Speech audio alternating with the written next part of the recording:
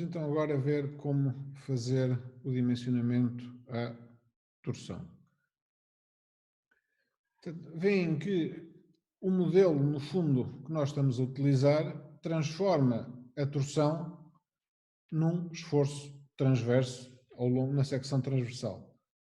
E, portanto, essa torção está sempre diretamente associada a esforço transverso. Portanto, tal como no esforço transverso, nós podemos ou não precisar de armadura na secção transversal. Nós não precisamos de armadura se verificar esta condição que está aqui representada. TED sobre TRDC mais VED sobre ERDC menor ou igual que 1, em que VED é o esforço transverso na secção, VRDC é o valor do esforço transverso resistente sem armadura de esforço transverso, TED é o momento torsor atuante na secção e TRDC é o momento torsor resistente da secção sem armadura de esforço transverso, que é dado por esta expressão que está aqui em baixo, TRDC igual a 2 a K FCTD vezes T efetivo, ou seja, vezes a espessura da secção. Se esta condição se verificar, TED sobre TRDC mais VED sobre VRDC menor ou igual que 1, nós não necessitamos de colocar armadura transversal de torção, nem qualquer armadura de torção.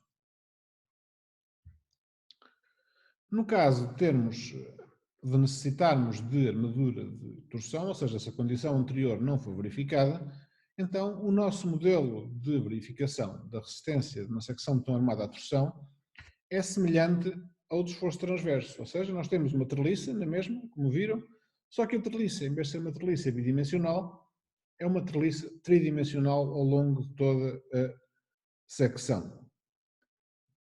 E, portanto, nós temos também dois mecanismos de ruptura. Um por esmagamento daquelas bielas comprimidas, outro por tração das armaduras. E, portanto, é um modelo que tem semelhanças com o modelo de esforço transverso, mas não é exatamente igual ao modelo de esforço transverso.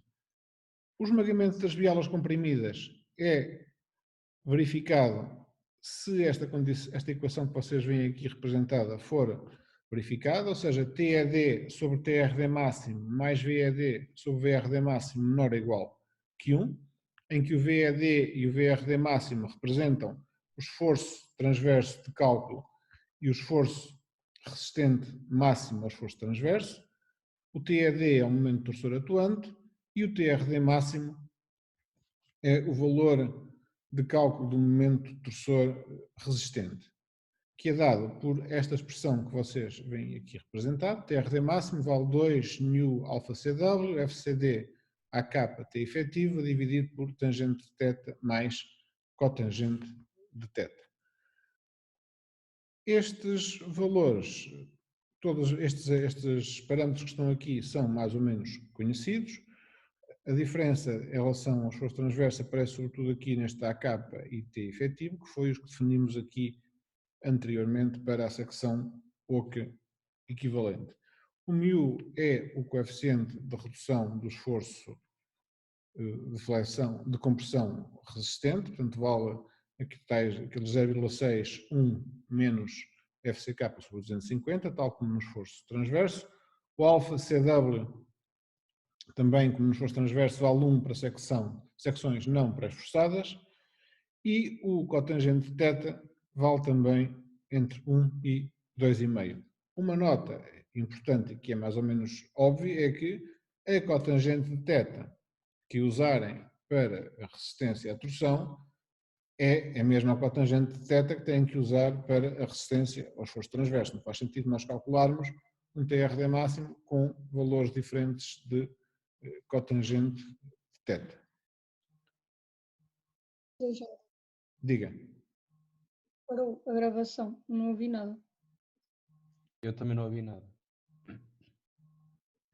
Você estava no cotangente de θ, um ponto. A cotangente de θ varia também entre 1 e 2,5 e tem que ser, obviamente, a mesma que usarmos para o esforço transverso. Não faz sentido nós usarmos uma cotangente θ para a torção e outra para o esforço transverso, uma vez que o mecanismo que nós estamos a assumir é uma soma dos dois mecanismos. As mesmas armaduras e as mesmas resistências funcionam. As bielas são as mesmas, quer estejamos a falar de torção ou de esforço transverso. Portanto, elas são as mesmas. Portanto, o valor do cotangente de θ que nós usarmos é o mesmo, quer em torção, quer em esforço transverso. Ouviram agora? Sim.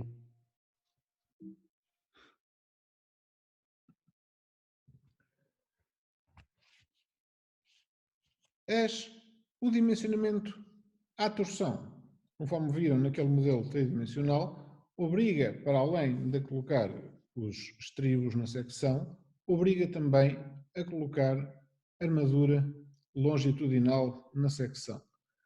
Armadura é essa que tem que ser distribuída ao longo de todo o perímetro da secção. Está bem? Então é uma armadura que nós vamos ter que colocar em toda a secção, ao longo de todo o perímetro, e é dada por esta expressão que vocês veem aqui. O somatório do total da armadura de torção vale TED o K sobre 2 a K FYD vezes cotangente de θ. E, portanto, aqui, ao contrário do que acontecia para a armadura dos estribos, quanto maior for a cotangente de θ, maior é a quantidade de armadura longitudinal que nós precisamos. Os restantes parâmetros, portanto, TED é o momento torçor, o K é o perímetro da secção oca equivalente, a K é a área da secção e FYD é a tensão de cedência das armaduras. Só um momento, para lá, desculpem lá.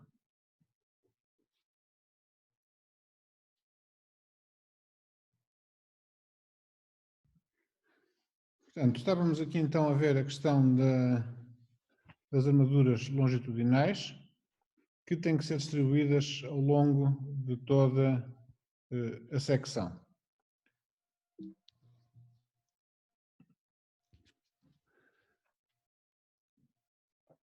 Para o cálculo das armaduras transversais, nós temos que temos que somar os esforços de torção aos esforços de esforço transverso. E para isso, nós precisamos de pegar no esforço transverso, dividir o esforço transverso pelas paredes que nós consideramos e somar o esforço transverso ao esforço de torção. Portanto, se nós tivermos uma secção sujeita a esforço transverso e a momento torçor, o esforço transverso distribui-se uniformemente ao longo do contorno da secção e o momento torçor divide-se uniformemente ao longo do contorno da secção e o esforço transverso divide-se pelas duas paredes que nós consideramos. E, portanto, o resultado final é a soma destes esforços transversos devidos à torção com o esforço transverso propriamente dito. Ou seja, aqui nesta parede da esquerda vertical, o esforço de torção é para cima, o esforço transverso era para baixo, e, portanto, eles subtraem-se um ao outro. Na parede da direita, o esforço transverso soma ao esforço transverso devido à torção, portanto, é uma soma dos esforços. E na parede superior e inferior temos o esforço transverso apenas devido à torção.